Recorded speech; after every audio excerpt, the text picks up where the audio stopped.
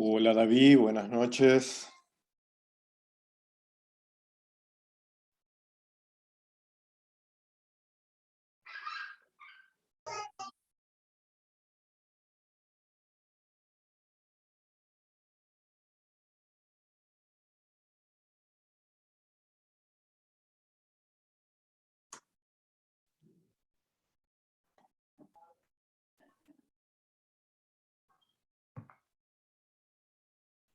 Buenas tardes. Hola, Hola, hola, hola. profe. Buenas tardes. ¿Cómo estás? Muy bien. Qué Aquí bueno. en proceso que se van conectando. Hoy vamos a hacer eh, un repaso general. Buenas. ¿Qué tal David? Buenas ¿Qué noches. tal, Hola, profe? Bendiciones, Mabel. ¿Cómo están? ¿Todo amén. bien? Bien, ¿y vos? Todo bien también, gracias a Dios. Qué bueno. Una vez que nos conectemos una buena cantidad, eh, vamos a hacer una rápida recapitulación de todo el temario, de todo lo que vimos durante el semestre completo, enfocándonos en los temas principales que vamos a repasar para el examen de la próxima semana. En líneas generales, ya les adelanto, el examen va a ser en la plataforma Moodle, la plataforma de la facultad, y va a constar de 25 puntos. ¿No? Nada del otro mundo. Una buena porción, preguntas objetivas sobre diversos aspectos de la materia, y los puntos principales que tenemos que tener en cuenta, o que tenemos que llevar aprendidos al finalizar la materia, y algunos puntos subjetivos en el cual ustedes van a redactar a su buena voluntad, con su buen entendimiento. ¿Sí? Eh, Tiene que ser completamente subjetivo. Y básicamente en eso va a consistir. Van a tener las 3 horas para hacerlo, y eso nomás, ¿no? Sin mucho misterio. Bueno, vamos a empezar. Empezando a la misma hora de siempre. Empezando a la misma hora de siempre por el mismo canal. Va a habilitarse a las 18:30 y 21:30 va a cerrarse. En realidad voy a habilitarlo de 18:30 a 21:35, por si alguien ahí justo en el último segundo mágicamente necesita poner, para no decir que le faltó un minuto, ¿no? Pero va a estar esa única oportunidad habilitada para hacerlo. Nos conectamos primero con usted, ¿o no? Sí. El examen, lamentablemente, sí, voy a estar conectado, pero el examen sí o sí tiene que ser hecho en la plataforma para que quede, o sea, para que quede eh, la evidencia y quede allí registrado el resultado objetivo que recibieron. Entonces, puedo estar conectado, o sea, de hecho voy a estar conectado, pero va a ser en paralelo, no simultáneo, porque el examen lo tienen que hacer en la plataforma. Ahí. No por Zoom y tampoco por un archivo aparte, sino exclusivamente en la plataforma. Bueno, el examen va a constar, como la materia, de 3 ejes. Las teorías evolutivas generales aceptadas de Piaget, Vygotsky, también las de Wallens, las de Bird, las de Anna Freud, que son laterales. Básicamente las dos ganadoras siempre han sido Piaget y Vygotsky, ¿no? Entonces, esencial, Piaget-Vygotsky, su esquema general del desarrollo humano. Uno desde el punto de vista estructuralista, el otro desde el punto de vista funcionalista, pero básicamente O sea, dicen lo mismo con diferentes palabras y la gente creó dos partidos de algo que en el fondo es exactamente lo mismo. Segundo, el foco que habíamos puesto, o que yo había puesto, en esta clase, que la evolución humana no termina con cumplir tareas escolares, sino con desarrollar una vida con todos sus aspectos en equilibrio. Aspectos biológicos, aspectos emocionales, aspectos relacionales y aspectos espirituales. Y lo que también hemos visto a lo largo de todo el desarrollo de la materia, la aplicación de las teorías de psicología evolutiva a la evolución o al desarrollo sano de la fe, tomando el esquema de James Fowler. Entonces, en esos tres ejes va a girar todo el contenido, así como giró el contenido de la materia, va a girar el contenido del examen final. ¿Preguntas?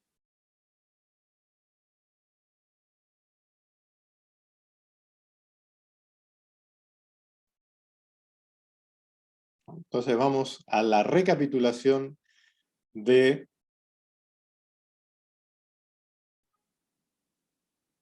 la primera sección, que es el esquema general de lo que normalmente en escuelas, facultades, institutos educativos, cualquiera que va a tratar la materia psicología evolutiva, va a tomar este esquema, el esquema de Jean Piaget. ¿Cuáles eran las características? Todavía no, ¿Cómo? todavía no vemos. ¿No apareció Yo por lo todavía menos, la pantalla? todavía. Dice que ahora sí, ahora sí. No, acá ya depende de la conexión de cada uno. Acá ya estaba hace rato. Bueno, ¿cuál era el marco general de la teoría de Piaget, o del esquema teórico de Piaget, para ser un poquito más específico, pero también el de Vygotsky, el de Erickson, el de Vallens? ¿Cuál era el interés académico que guiaba la reflexión de estos teóricos? Todos eran o estaban relacionados... ¿Cómo? Cognitivo. Cognitivo, exacto. Todos eran o estaban relacionados con la psicología escolar. ¿Ah? Entonces, lo único que les interesaba en su esquemita era el rendimiento escolar. Y el rendimiento escolar, desde la escuela prusiana hasta el día de hoy, siempre, uno de los pocos rebeldes lo tienen aquí presente, pero siempre se ha centrado en resultados de aparente adquisición de competencias, lo cual es relativo y en muchos casos es directamente falso. ¿A qué me refiero con esto? Que vos saques un 5 en matemática, por ejemplo, ¿significa que dominás la matemática? No. 90% de los que pasan en la primaria y en la escuela media pasan aprendiendo la mecánica de la fórmula, desde la aritmética básica hasta el álgebra, pero la mecánica de la fórmula, y una vez que pasan el examen y pasan el nivel, todo lo que habían aprendido vuela, desaparece, como una pompa de jabón. Dominar aspectos, tuve una única vez en toda mi vida, una única vez fallé una materia. Castellano de primer año de la media. Es mi trauma, hasta el día de hoy lo llevo una herida en el corazón. La única materia en toda mi vida académica que fallé. Y ¿Por qué, profe? porque me resultaba una tontería aprenderme tablas de conjugaciones verbales. En eso consistía el examen de la docente, ¿no? Aprender de memoria la conjugación de cualquier verbo, la tabla. ¿Sí? Bueno, con un tremendo esfuerzo mnemotécnico y de paciencia, mi mamá me preparó para pasar las tablas de conjugaciones verbales. Ahora bien, conocerse las tablas de conjugaciones verbales cooperó en algo a mi capacidad o a la capacidad de cualquier ser humano de comunicarse, de hablar o de escribir bien. Sí. Puedo asegurarte que no. Puedo asegurarte que no. De hecho, el ejercicio comunicativo nace, valga la redundancia, de ejercitar la comunicación, de la lectura frecuente, de la escritura frecuente y de la conversación frecuente. De allí surge la habilidad, ¿sí? La competencia real. Volvemos a las ciencias básicas, la matemática. La forma en que se aprende realmente es en la aplicación práctica de las fórmulas, y no solo aprender para resolver ejercicios. Y de ahí va todo. Pero en fin, la filosofía aún hoy de la escuela prusiana, que dominó en todo el mundo y sigue dominando, es crear un ejército de obreros, gente que obedezca fórmulas, que no se queje, que cumpla horarios y que respete reglas.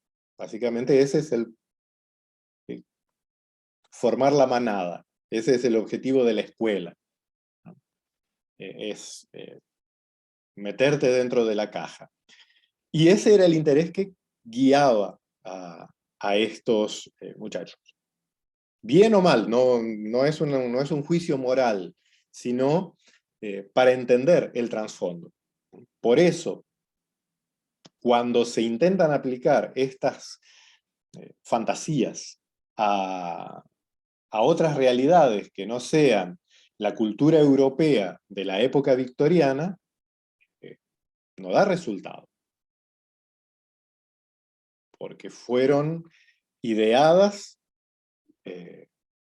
idealizadas, escritas y aplicadas para una realidad que nunca fue la realidad humana, que de hecho no es la realidad mundial y que hoy en día ya es anacrónica. Pero se sigue insistiendo. Por ejemplo, cualquier político en campaña, ¿qué es lo que te va a decir? Que van a hacer más escuelas. ¿Para qué?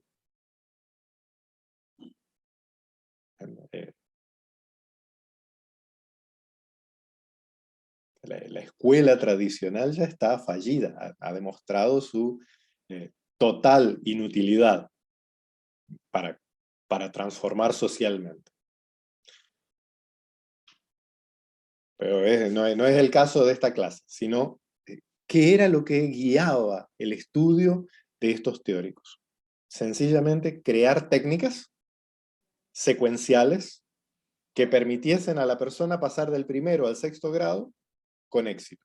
Y que si lograba pasar un programa del primero al sexto grado, o al octavo, al que se le ponga hoy en día el número, pues no sé si les conté a ustedes la anécdota. A mí me gustan muchísimo los libros, ya a un nivel casi enfermizo.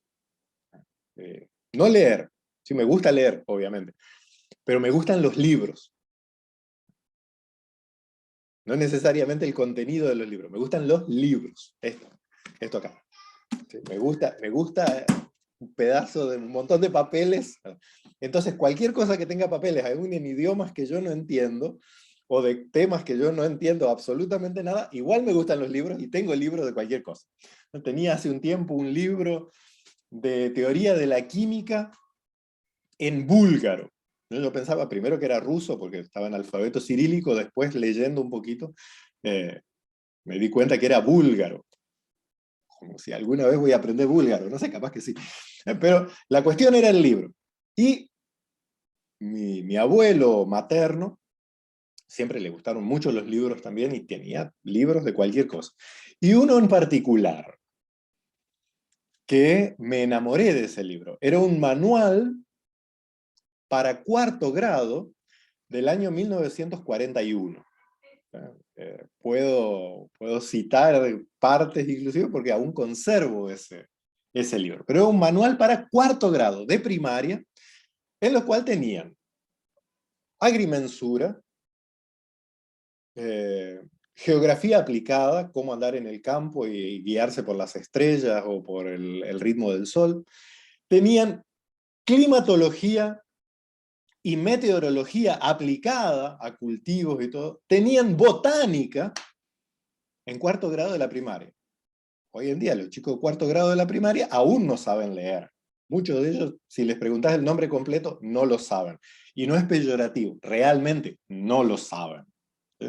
Tengo un hijo de 6 años que muchos de sus compañeros al inicio del año no sabían hablar. No es, no es algo, repito, no es peyorativo, es una realidad que estamos viviendo. Y hace 70 años atrás, niños de 9, 10 años sabían agrimensura y meteorología aplicada. Sí, Carlos, adelante. Fui profesor de primaria, es decir, enseñé en el primer y segundo grado, y en el preescolar le enseñaron a los niños a comer un pancito Sí, o a enseñar a correr o tirar con una pelota con 6 años. Sí. ya. Y no es, gracias Carlos por compartirlo, pero no es algo extraño. Y si vos le preguntás a los abuelos o bisabuelos de esos mismos niños, me imagino que esa experiencia la hiciste en la colonia, le preguntás a los bisabuelos y probablemente llegaron de Rusia con 6 años y laburaban en el campo y sabían leer y escribir. Es, no sé hacia dónde va nuestro mundo, ya nos estamos yendo por la rama, pero realmente, o sea, físicamente seguimos teniendo, o sea, sí, ese es parte del veneno, realmente, pero tiene que Profe, haber algo más. lo que usted comentó, profe, ¿en dónde era? ¿En Argentina? Sí, pero eso era en todo el mundo. Podemos buscar aquí mismo. Vamos a una biblioteca, lo que se enseñaba aquí en el Paraguay, en cuarto o quinto grado, hace 70 años atrás. La experiencia que contó Carlos. Preguntarle a los bisabuelos de esos mismos niños, cuando estudiaban en la escuelita de la aldea, si su enseñanza no era mejor que ahora con computadoras y no sé cuántas cosas más. O sea, gente, y repito, no es una cuestión peyorativa, algo está pasando, no puede ser solo culpa del celular, no puede ser solo culpa, algo pasa con nuestra, pues seguimos con el mismo cuerpo, con el mismo cerebrito que nos creó Dios, con la misma capacidad de hablar o de aprender, y cada vez vienen peores. En cualquier momento vamos a empezar a revisar a los bebés si no vienen con una marquita que diga acá Made in China. Solo si lo fabricaron en China pueden venir tan truchos los mitai. Bueno, seguimos. Entonces, el propósito de estos psicólogos era solo describir un promedio para el éxito escolar entre el nacimiento y el primer crecimiento y propiamente el periodo de escolarización. Porque los esquemas, tanto de Piaget como de Vygotsky, terminan entre los 13 y 15 años. Ese era su esquema. ¿Por qué lo seguimos usando? Primero, porque es lo que más enseña. Segundo, porque provee un esquema de los primeros años que con ciertos matices aún es útil. Hay cosas que sí están probadas y bien fundamentadas, la teoría de Piaget. Por ejemplo, hoy en día, no solo en Paraguay, prácticamente todo el mundo, dicen que es sano enviar a los niños a la escuela a los 3 años. Lo cual, o sea, aquí todavía es prejardín y jardín, todavía son optativos. En mi país ya es obligatorio que a los 3 años estés matriculado en el sistema educativo del Estado. ¿Por qué? Conviene a las dos puntas. Primero, el Estado, cosa que descubrieron los espartanos hace 3000 años atrás, cuando separás bien temprano a un niño, niña, de su ambiente familiar, su sustrato de formación es el Estado. Entonces, lo que diga el gran hermano es la verdad. Y lo segundo, del otro lado conviene, la mayoría de las familias hoy en día, si es que constituyen familias, pero vamos, tienen hijos por realización personal y no por el hijo. Entonces lo primero que quieren es sacarse el hijo de encima. ¿Sí? Yo quiero ser mamá porque tengo derecho a ser mamá, o papá porque tengo derecho a ser papá, pero una vez que viene el hijo, nadie lo aguanta. A veces sí son inaguantables, pobrecito. Entonces, cuanto más rápido te ofrezcan la guardería, el jardín, el prejardín o lo que sea, mejor. Y encima si es obligatorio, mejor. No fui yo el que me lo quise sacar de encima, estoy cumpliendo la ley. Pero lo cierto es que una escolarización tan temprana, hay ya estudios de largo alcance, una escolarización tan temprana, en vez de incentivar, lo que hace es coartar o destruir, para decirlo crudamente, las posibilidades de aprendizaje del niño o la niña. Entonces, todavía algunas partes del esquema de Piaget y de Vygotsky no son útiles. ¿Sí? Una de las principales es que antes de los 7 años, no importa qué magia, no importa qué aparatito usen, no importa, los niños no tienen capacidad aún del pensamiento abstracto. No hay capacidad. El cerebro no está desarrollado aún para el pensamiento abstracto. Ni hablar si ya está quemado con el celular. Probablemente no lo desarrolle nunca. O la famosa... Yo personalmente soy muy partidario de la llamada crianza con ternura, o crianza no directiva. 10 puntos. Pero el hacer, como he visto hacer en círculos muy, muy cercanos a mí, a un bebé de 1 año que prácticamente se mata por accidente, ¿no? En vez de corregirlo, de mostrarle que es un lugar peligroso, sentarlo y decirle, querido niño, debes pensar lo que hiciste, porque ese es un lugar peligroso. Estamos a 7 pisos de altura, si te asomas al balcón te vas a caer. No sos un pajarito para volar. Como si el niño fuese a entender esas ideas. Y no es gráfico, lo vi y lo escuché. Entonces, ese tipo de fantasías al cual nos están llevando, ya hace más de 100 años, 120 años, que fueron demostradas que son imposibles de aplicar. Por eso aún este esquema básico, aunque limitado a lo cognitivo, aún es útil para justamente los aspectos cognitivos y relacionales grupales de los niños en edad escolar. Sí, Mabel, adelante.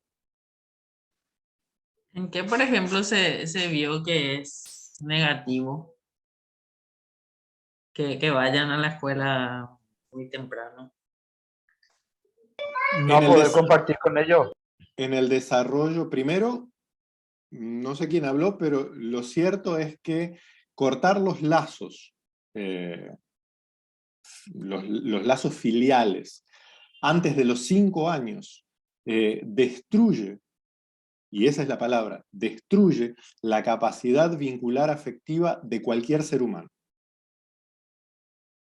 Nuestros lazos, la garantía de que formemos, por ejemplo, familias, buenas parejas, lazos sólidos de amistad, no están dados por si soy simpático o no soy simpático, están dados por la calidad de relación que he tenido con mis padres y mis hermanos.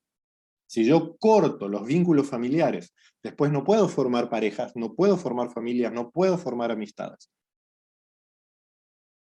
O sea que en el área social es que más. Y para eso está fríamente calculado destruir los vínculos. Ahora sí se quedan en la casa y están todo el día con el celular. No, es lo mismo, es lo mismo. O sea, no, Bueno, no es. profe, yo tengo un vivo ejemplo de ello, ¿verdad? Realmente, buenas noches para todos. Buenas noches, Luis. Realmente uno entra en desesperación como cristiano, ¿verdad? De que de tus brazos ve a tu hijo con tanto amor crecer, ¿verdad?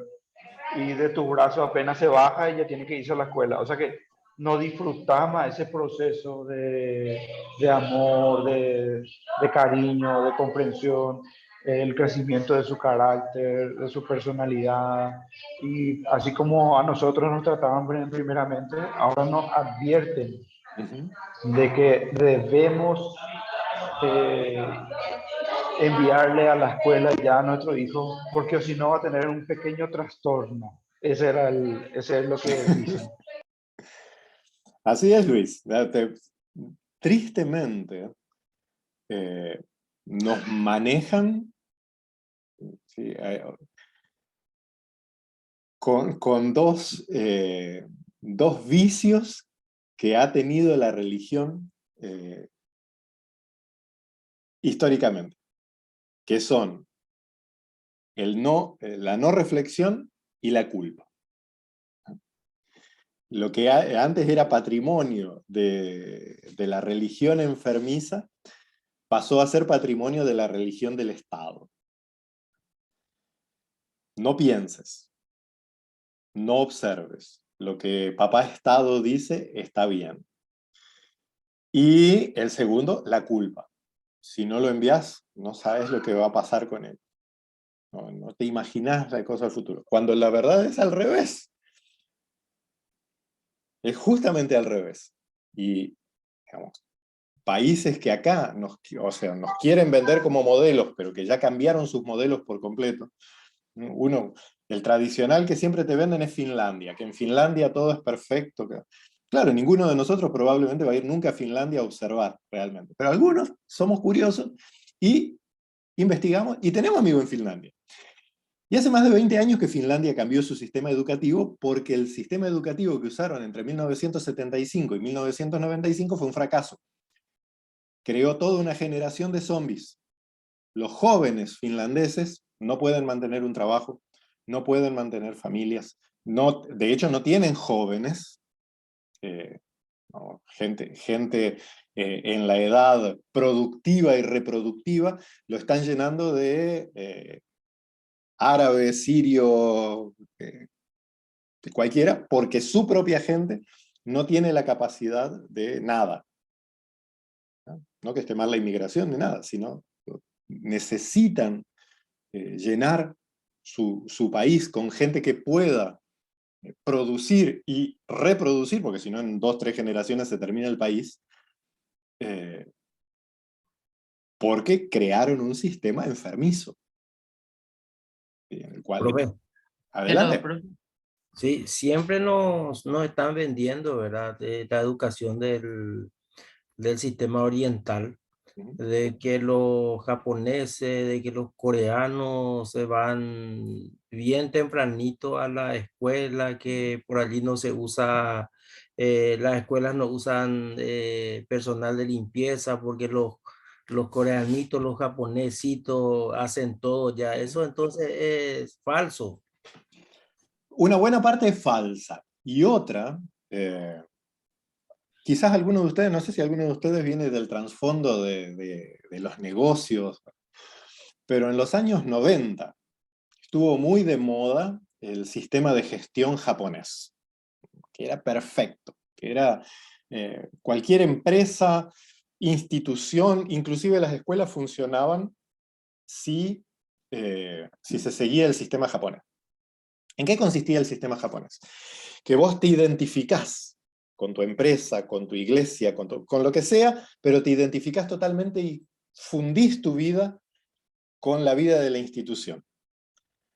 10 puntos. Fantástico. No sé si funcionaría para nosotros, pero vos ponele.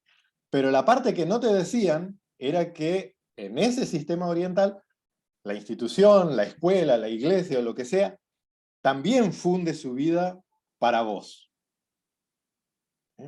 Somos como los mosqueteros, uno para todo y todo para uno. Solo que acá querían aplicar la parte de que el empleado, el miembro, el alumno, diera todo por la empresa, por la institución, pero el otro no te daba nada, solo se apropiaba. Por eso jamás puede funcionar eso aquí. ¿Sí? Pero gran parte de lo que nos venden en los videos de YouTube o de Facebook o de lo que sea, es falso. Es falso. Por ejemplo, que estos orientales van a la escuela de 7 de la mañana a 7 de la noche, ¿verdad? Primero, eso no es verdad. Segundo, sí hay algunas instituciones. Y tercero, el índice de suicidio que esas sociedades tienen por el fracaso con el que viven esos jóvenes, pues para eso prefiero vivir en el campo tirando con ondita y no saber leer ni escribir, que transformarme en un engranaje para producir y ser simplemente algo de la maquinaria, y que si no logro el estándar, entonces me mato. Mucho de lo que nos quieren vender como éxito, en realidad es, en buen lenguaje cristiano, es satánico. Es destruir cualquier posibilidad de vivir libre y abundantemente.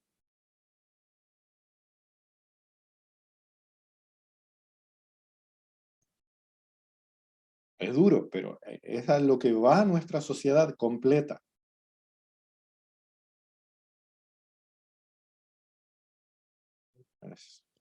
Realmente es una locura.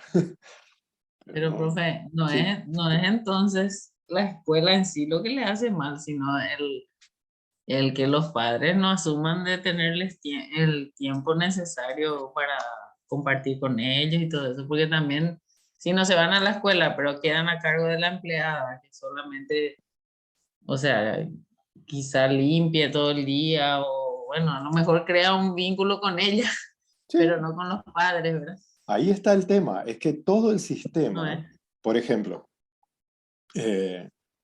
hace un tiempo atrás, yo siempre me peleo con mis hermanas, ¿no? Ellas son muy, muy progresistas, demasiado absorbieron la propaganda argentina, y a veces no se dan cuenta de lo que es propaganda y de lo que realmente es. Entonces, yo me ocupo de pelearlas. Y hace un tiempo atrás, y esto sirve como ejemplo, ¿no? Una parte del discurso pseudo-feminista es que cada cual tendrá su orientación, ¿no? Pero que, por ejemplo, ser ama de casa es una explotación que el marido ejerce sobre la mujer, y por lo cual quita las libertades y la posibilidad de realización y bla, bla, bla. Hay machismo, claro que hay. Hay explotación, ha habido siempre, ¿no? Pero lo cierto es que se ve a la familia como un contrato social. Por eso muchas veces, no en esta materia específica, pero en otras siempre les he llamado la atención. Aprendan a observar qué es lo que estamos defendiendo como cristianos. Un contrato social, un modelo de ser familia, o la familia como tal, ¿no? Pero en fin, nuestra sociedad occidental ve la familia o el matrimonio como un contrato social en el cual dos voluntades se juntan para conseguir objetivos. Como diría un amigo mío, nos casamos para compartir las deudas,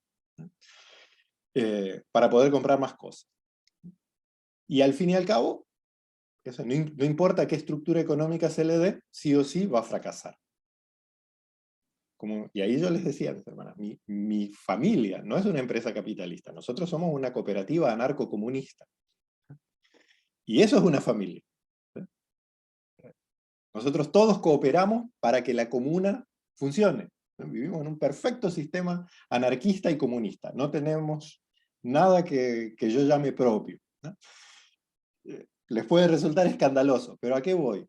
El ver que una mamá que cuida a sus hijos está siendo explotada, es la base para crear una sociedad donde el fin sea abandonar los hijos, porque en realidad es una realización para haber cumplido una etapa más en la vida, pero que lo importante sea la profesión, el ganar dinero, el comprar cosas, ¿no? Y no el cuidar de la familia. Y lo mismo los padres, ¿sí?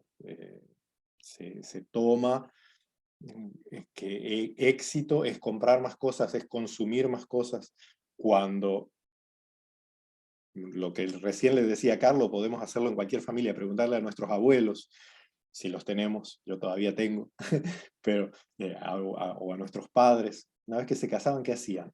Y era todo para la familia. Dejabas de verte a vos mismo como individuo para verte como parte de esa comunidad que es la familia. Y eso hoy en día ya no existe. Ni siquiera formamos, nosotros que nos llamamos cristianos, ni siquiera formamos nuestros hijos para eso. Decimos cuidar la familia, pero lo que imponemos es un modelo de acuerdo a leyes, ¿sí? Y no el vínculo. Nos falta mucho de generar vínculos, vínculos de amor, de comunión, de cooperación. Y eso es lo que cambia. Pero si haces eso, definitivamente entras en la contracultura absolutamente. Lo que decía Luis recién. Quedarte con tus hijos hasta los 5 o 6 años hoy en día es impensable. ¿Qué? 5 años en casa, ¿qué vas a hacer? Vas a perder tu profesión, vas a perder 5 años sin facturar. Es lo que te preguntan todos, ¿verdad? Pero no estás facturando algo mucho más importante.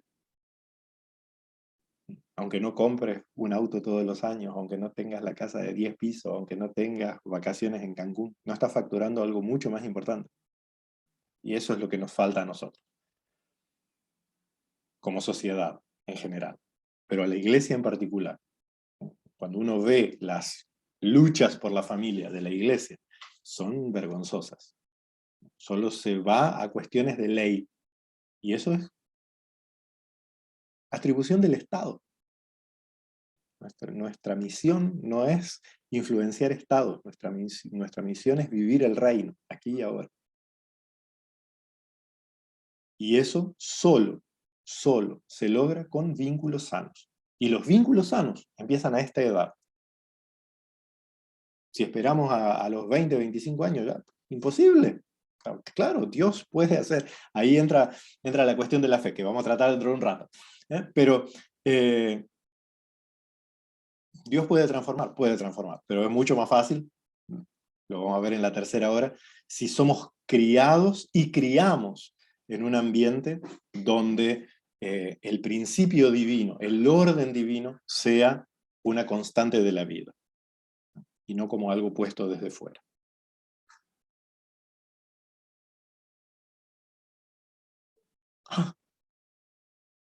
Me gusta dejarlos en silencio.